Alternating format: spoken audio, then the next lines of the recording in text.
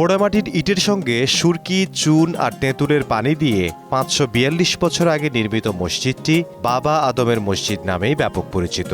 রাজধানী ঢাকা থেকে প্রায় ২৮ কিলোমিটার দূরত্বে মুন্সিগঞ্জের মীর কাদিমের দরগা বাড়ির এই প্রাচীন মসজিদ ঘিরে রয়েছে পর্যটকদের নানা কৌতূহল। চমৎকার নির্মাণশৈলীর এই মসজিদ ৪৩ ফুট দৈর্ঘ্য আর ৩৬ ফুট প্রশস্ত। দেয়ালগুলো ৭৮ ইঞ্চি পুরো। এটি সর্বশেষ সংস্কার হয়েছিল ১৯০৯ সালে।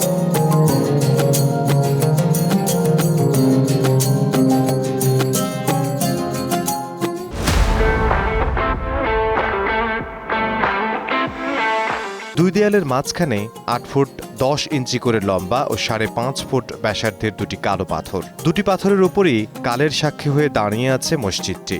সুলতানি আমলের মসজিদটির দক্ষিণ পাশের পাথরটি কিছুটা গরম আবহ তৈরি করে, আর উত্তর পাশের পাথরটি মাঝে মাঝে ঘামে ও শীতল আবহ তৈরি করে। মসজিদটিতে কোনো জানালা না থাকলেও তাপমাত্রা সহনশীল।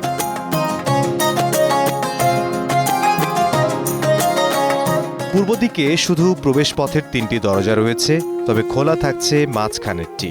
শতাব্দীর পর শতাব্দী ধরে মসজিদটি একই রকম রয়েছে।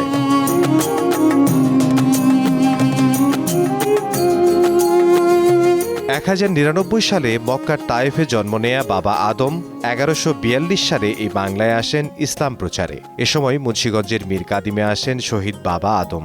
বাবা আদমের দরগার পাশেই তাকে সমাহিত করা হয়। এর প্রায় ৩১৯ বছর পর সমাধির সামান্য পশ্চিমে মসজিদটি নির্মাণ করা হয়। সুলতান জালালউদ্দিন ফতেহ শাহ শাসন আমলে ১৪৮৩ সালে মালেক কাফুর এই মসজিদ নির্মাণ করেন।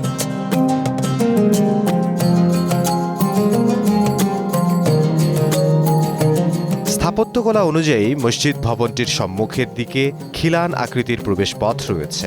প্রবেশপথের উপরে ফার্সি অক্ষরের খোদাই করা কালো পাথরের ফলক লাগানো হয়েছে। মূল দেয়াল থেকে সামনের দিকে অগ্রসর হলে ৪ কোণায় ৪টি ত্রিভুজ আকৃতির স্তম্ভ চোখে পড়বে। ভেতরে মেহরাবটির দুই পাশে ২টি দেয়ালে রেকের মতো খোদাই করা কারুকাজ রয়েছে। মেঝেতে রয়েছে ইট বিছানো।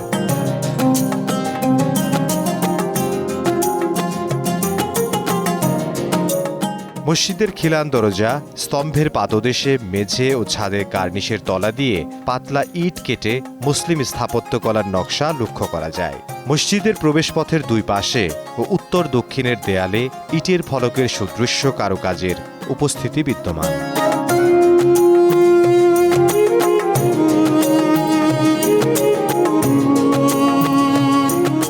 ৬ টাকার ডাকটিকিটে স্থান পাওয়া এই মসজিদটির প্রবেশপথ সরু, আর সামনের অংশটি এমন যে সড়ক থেকে বোঝাই যায় না প্রাচীন এই নিদর্শন। তবুও মসজিদে নিয়মিত জামাতে নামাজ আদায় করেন বহু মুসল্লি। মসজিদটিতে নামাজ আদায় করার মধ্যে বিশেষ এক তৃপ্তি অনুভূত হয়, তাই দূর দূরান্তের মুসল্লিরা আসেন এই মসজিদে নামাজ আদায় করতে।